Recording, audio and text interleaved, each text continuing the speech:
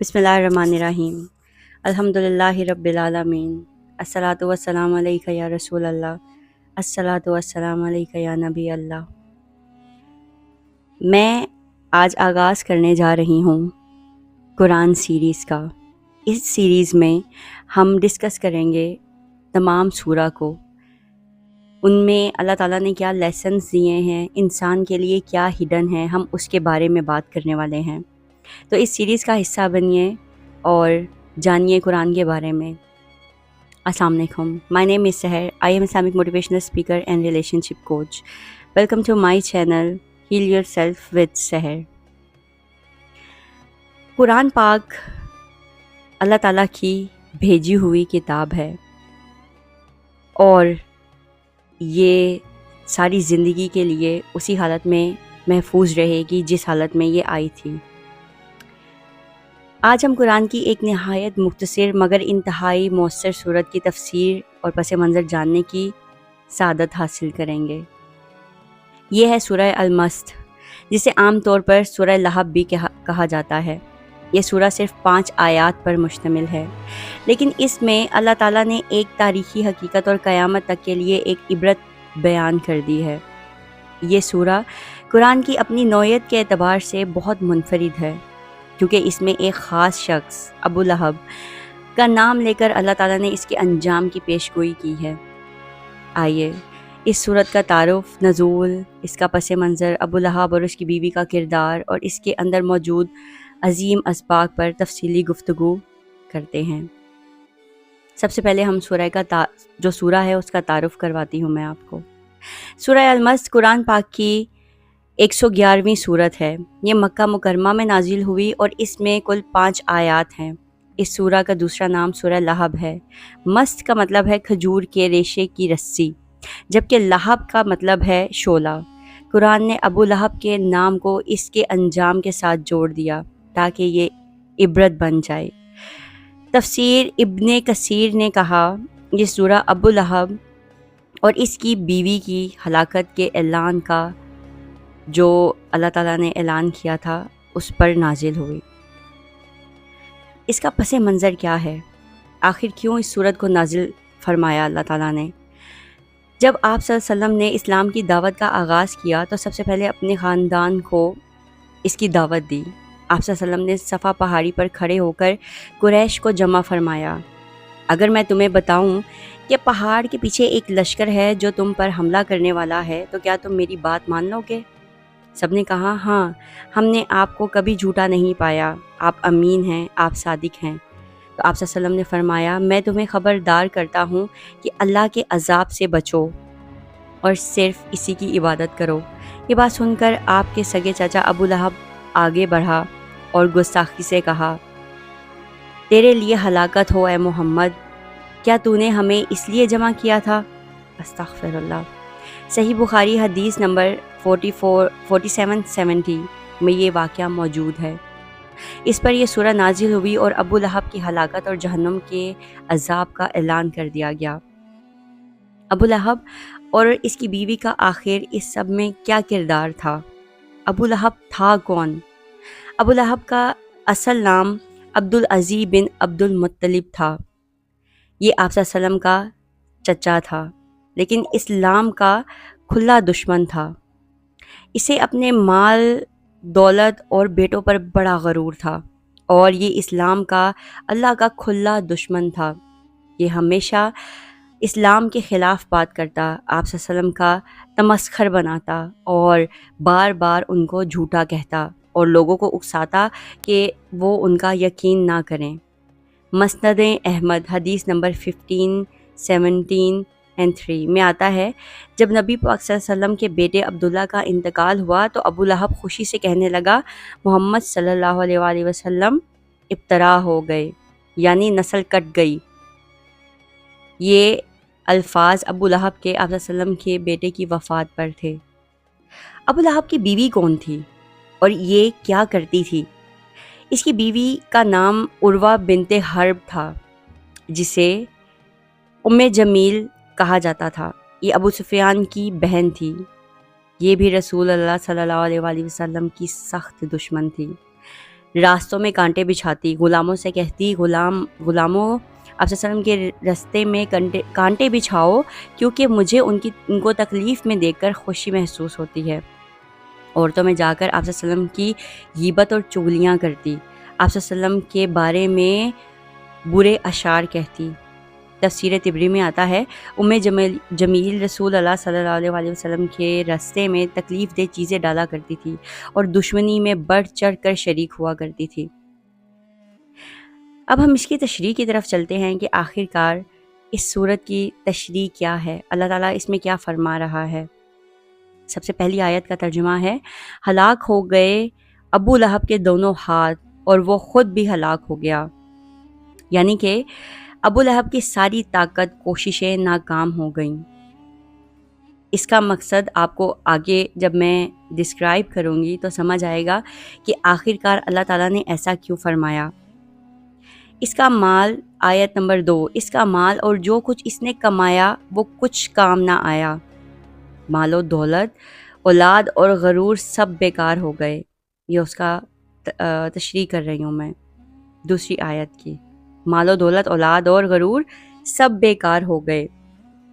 آیت نمبر 3، وہ ضرور بھڑکتی آگ میں داخل ہوگا، یعنی کہ ابو لہب یعنی شعلہ، اس کے نام اور انجام دونوں میں مطابقت پیدا ہو گئی۔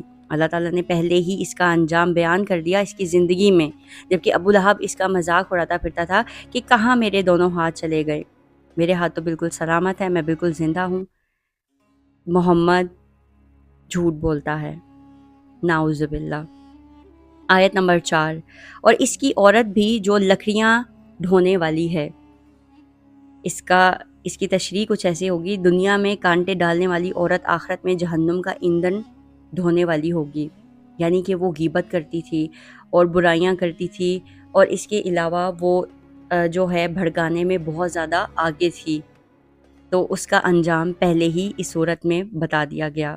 آیت نمبر 5، اس کی گردن میں کھجور کے ریشے کی بنی ہوئی رسی ہوگی۔ اس کی تشریح کچھ ایسی ہے، جو عورت دنیا میں غرور سے قیمتی ہار پہنتی تھی، آخرت میں ذلت کی رسی گلے میں ڈالے گی۔ اس کا حلیہ کچھ ایسا تھا کہ وہ اپنے گلے میں ہر وقت ایک قیمتی ہار پہن کے رکھتی تھی۔ اللہ تعالیٰ نے اس کی نشاندہی کی ہے کہ وہ عورت جو غرور سے قیمتی ہار پہنا کرتی تھی، اس کی جو آخرت ہوگی اس میں کھجور کے ریشے کی رسی جو ہوتی ہے، آپ نے کبھی دیکھی ہو تو وہ رسی اس کے گلے میں ڈالی جائے گی۔ ابو لہب اور اس کی بیوی کا انجام، تفسیر ابن کثیر میں آتا ہے، غزوہ بدر کے بعد ابو لہب ایک موذی بیماری اتسیا یعنی کہ طاعون کی بیماری، جس کا اس زمانے میں کوئی علاج نہیں تھا، اس میں مبتلا ہو گیا اور اتنا بیمار ہوا کہ اسی حالت میں مر گیا۔ کئی دن تک لاش سڑکوں پر پڑی رہی، ادھر ادھر بھٹکتی رہی، لیکن کوئی اسے دفنانے نہ آیا، کوئی اسے اٹھانے نہ آیا۔ اس کی اپنی اولاد نے اسے ایکسیپٹ کرنے سے یا گھر میں لے کے جانے سے منع کر دیا، اور آخر کار چند مزدوروں کو بلایا گیا جنہوں نے لکڑیوں سے دھکیل کر اس کو مٹی میں دفن کر دیا۔ اسی طرح اس کی بیوی جمیل کی بھی بہت ذلت بھری اور رسوائی بھری موت ہوئی، اور آخرت میں ان دونوں کا ٹھکانہ جہنم ہو گیا، اور دونوں ایک ساتھ جہنم میں اس وقت موجود ہیں۔ اس سورہ سے ہمیں آخر کار سبق کیا ملتے ہیں؟ آپ صلی اللہ علیہ وسلم کا چچا ابو لہب، اس کا مطلب رشتہ داری ایمان کے بغیر کچھ فائدہ نہیں دیتی، یعنی کہ اگر آپ صلی اللہ علیہ وسلم کا وہ چچا تھا تو اس کا اگر ایمان نہیں ہے تو اس کا اثر اس کے چچا کے کسی بھی عمل پر نہیں پڑنے والا تھا۔ آپ صلی اللہ علیہ وسلم آخری نبی تھے، لیکن ان کے اپنے چچا کے اعمال سے کوئی لینا دینا نہیں تھا، وہ اپنے اعمال کا خود ذمہ دار تھا۔ مال و دولت آخرت میں کوئی کام نہیں آتی۔ یہ وہ شخص تھا جو اپنے بیٹوں اور مال و دولت پہ بہت غرور کیا کرتا تھا۔ اللہ تعالیٰ نے پہلی آیت میں فرمایا کہ اس کے دونوں ہاتھ کاٹ دیے گئے۔ اس کا کیا مطلب تھا؟ یعنی کہ جب وہ بیماری میں مبتلا ہوا، اس کی اولاد، اس کا مال و دولت کچھ بھی اس کے کام نہ آیا، سب چھوڑ کر چلے گئے۔ اسی لیے اللہ تعالیٰ نے کہا تھا کہ اس کے ہاتھ کاٹ دیے گئے، اس کا مال दौलत उसके किसी काम ना आया। अल्लाह और रसूल की दुश्मनी करने वाला कभी कामयाब नहीं हो सकता, बेशक नहीं हो सकता। कैसे हो सकता है? औरत भी अगर बुराई में मर्द की साथी हो तो बराबर के अजाब में शरीक होगी। ये सूरह कुरान मजीद की इजाज़ की रोशन दलील है, क्योंकि अबू लहब इस्लाम नहीं लाया और वो बिल्कुल वैसे ही मर गया जैसे कि अल्लाह ने पेश गोई पहले ही कर दी थी। आप लोगों को इससे क्या सबक मिलता है? इससे सबक मिलता है उसकी बीवी के लिए अल्लाह ताला ने क्या अंजाम किया कि वो लकड़ियाँ ढोएगी, और लकड़ियाँ ढोएगी कहाँ? जहन्नुम में।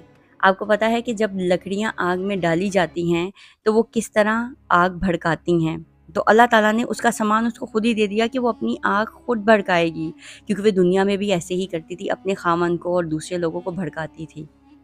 तो वो ईंधन का काम अल्लाह ताला ने उसी के ज़िम्मे डाल दिया, और वो अब हमेशा यही काम खुद करती रहेगी। ये सूरह आज भी हमें याद दिलाती है कि अगर कोई अल्लाह और इसके रसूल की दुश्मनी करे, चाहे वो कितना ही ताकतवर हो, इसका अंजाम अबू लहब की तरह रुसवाई भरा होगा।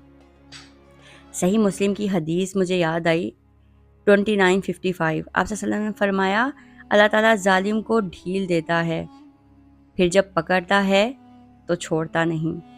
बेशक अल्लाह कभी नहीं छोड़ता। ढीली करता है रस्सी के शायद समझ आ जाए, लेकिन जब समझ नहीं आती तो अल्लाह ताला उसको पकड़ लेता है। सूरह अल-मस्द एक मुख्तसर मगर इंतहाई जामिया सूरत है। इसमें अबू लहब और इसकी बीवी का अंजाम, उसकी खबर पहले ही क़यामत तक के लिए सुना दी गई थी। इबरत का निशान बना दिया गया था इन दोनों को। ये सूरह हमें सिखाती है कि ईमान के बगैर रिश्ते, दौलत, ताकत सब बेकार है। अल्लाह ताला हमें कुरान से नसीहत लेने और अपनी ज़िंदगी के उसके मुताबिक अपनी ज़िंदगी को चलाने की तौफ़ीक अता फ़रमाए। आमीन सुम्मा आमीन।